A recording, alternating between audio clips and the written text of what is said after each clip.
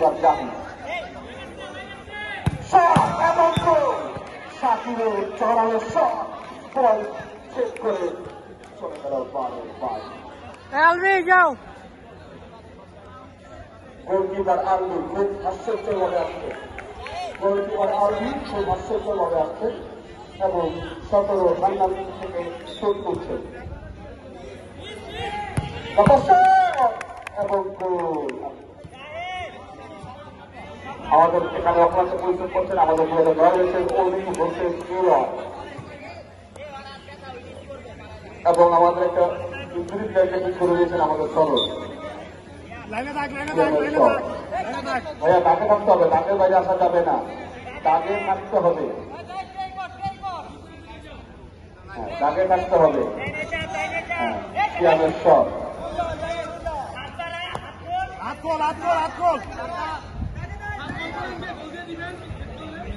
মামা হাতটা দিলা